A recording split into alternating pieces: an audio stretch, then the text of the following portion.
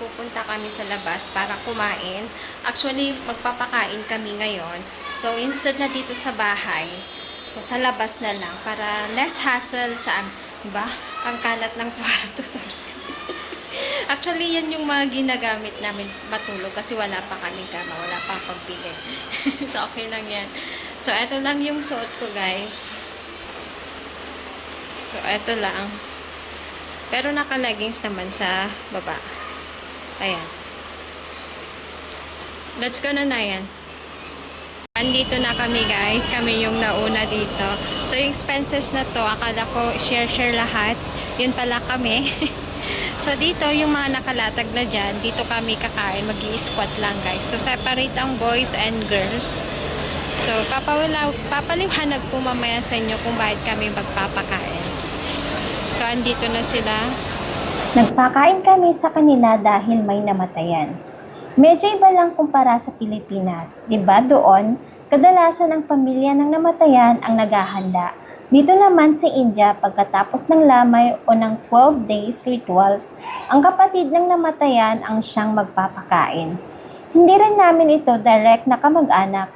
Ganito kasi ang kwento, yung lolo ni Nayan sa father's side ay may kapatid na babae na namatay noon, 2 weeks pa lang siyang kasal dahil sa kagat ng ahas.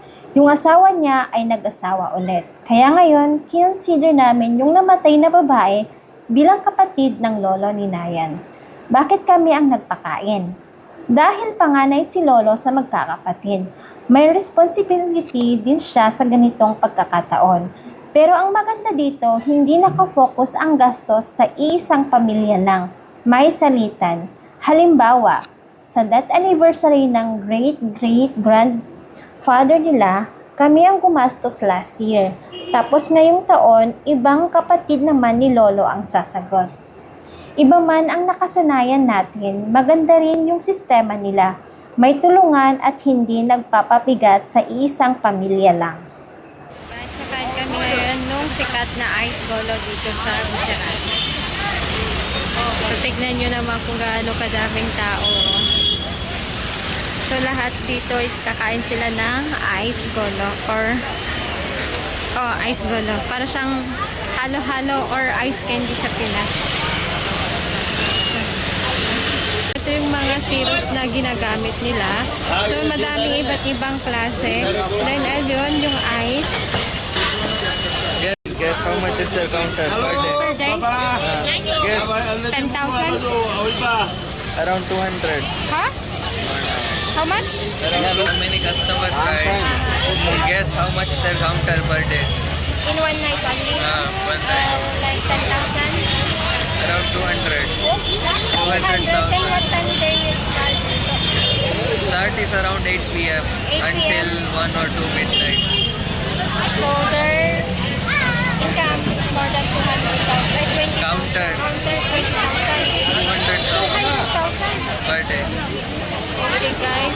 So nagbubukas sila ng 8 p.m. hanggang 1 p.m. ng madaling araw. So yung kanilang counter is nasa 200,000 per day. 200,000 na per day. So tignan nyo naman kung gaano kadami yung customer. Guys, tignan nyo naman kung gaano kadaming customer. Oh.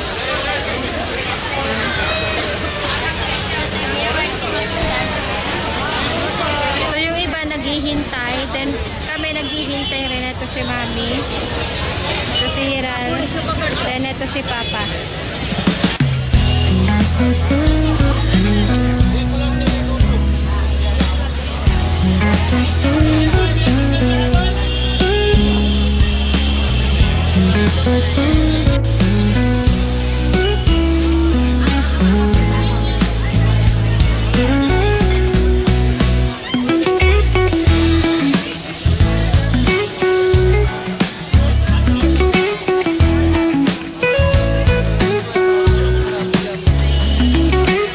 Kung sa Pilipinas guys, meron tayong halo-halo pag summer. Dito naman sa India, meron kaming ice golo. So yung order ko guys is may toppings na ice cream. Tignan nyo naman kung gaanong kadaming taong bumibili ng ice golo. So good morning guys. So kagabi ulit, pagkatapos namin kumain ng ice golo, So, tumawag yung lola ni lolo tsaka lola ni Nayan sa mother side, which is yung parents ni Mami, na ngayong araw nga wala ulit silang kasama. Kasi nga 'di ba sabi ko sa inyo is naoperahan yung mata nila, tinanggalan ng katarata, paano muna natin. Tinanggalan ng katarata. So, siya ulit yung magbabantay sa kanila. Siya ang mag-aasikaso, magluluto, maglilinis, maglalaba doon sa bahay ng parents ni Mami. So, ngayong araw, wala ulit siya. So, nag-decide ako na magluluto ng pakbet na walang bagoong. Di ba? Pakbet na walang bagoong. Last time kasi nagluto ako ng pakbet na walang bagoong is may Indian taste. Nilagyan ko pa rin ng mga Indian masala, pero dinagdagan ko lang ng betchin, kaya naging Indian taste pa rin. Pero ngayon naman is pakbet talaga, pero walang bagoong. So, hindi ko siya lalagyan ng mga mustard seed, jeera seed, or mga turmeric powder. Then, ngayon naman is may bisita si Nayan sa taas. So, nagluluto ako ng tea para sa kanila. So, nagtatrabaho si Nayan sa taas, doon sa kwarto namin. So, eto is tea. Then, itong side naman na to is nagluluto na ako ng rice. Siyempre, yung rice natin is papakuluan muna natin yung tubig. Then, hugasan natin ng mabuti yung rice. Asan na yun? Ayan. Then, nga pala, ngayong araw is wala rin yung lolo at saka lola ni Nayan sa father side. So, wala sila dito sa bahay. So, ilan lang kami dito. Si Nayan, si Papa, ako, yung kapatid niyang babae. So, 5 lang kami dito sa bahay. So, walang gaanong trabaho. So, medyo makakapag-edit ako ng mga videos for Tagalog at saka Gujarati. So, tignan natin kung kakayanin ko. Then, dito pala sa India, kapag may bisita, ito yung pinaglalagyan namin ng tea. Tapos, dito sila sa may platito umiinom. Umakay na. Guys. Pahinaan muna natin ito. So, ang sa pakbet ko guys, ang ano ko lang, eto, madaming kamatis. Then, lutuin natin ng todo. Hulog. Lutuin natin ng todo para masarap kahit walang bagoong. Ako mag-decide na magpapakbet, tinanong ko muna kung anong gusto nila. Kung rice ba, chapati, or bakri. So, sabi ko, magluluto ako ng Filipino taste na food. So, anong gusto nyo? Chapati or bakri or rice? So, sabi nila is rice. So, unti-unti na silang nagra-rice dito sa bahay. Parang everyday na kami nagra-rice. Usually is puro chapati. Chapati, bakri, or kaya yung rotlo na ginaganon nila. So, nang dahil sa akin, rice is life na rin sila. Lalo na yung kapatid niyang babae, tsaka si Papa. Ang init ay.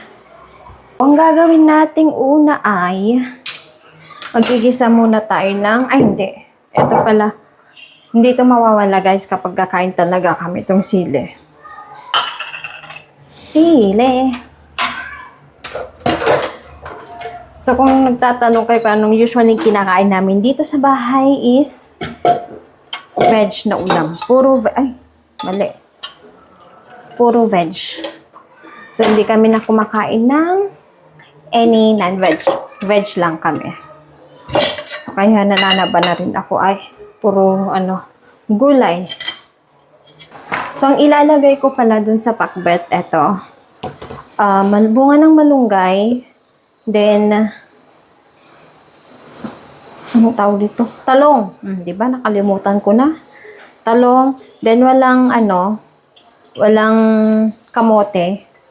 So, patatas ang pinalit ko. Then, okra. Then, nilagyan ko rin ng chili haba. Then, kamatis at okra. Yun yung ilalagay natin.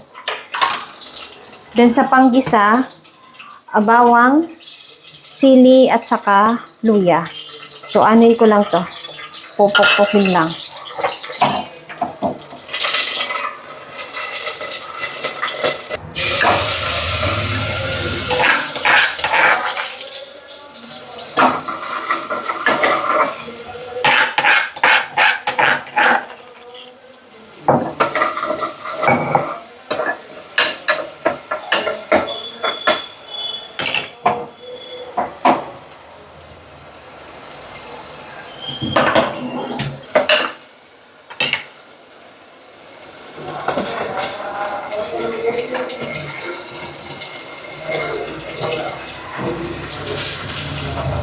Guys, ito na yung resulta.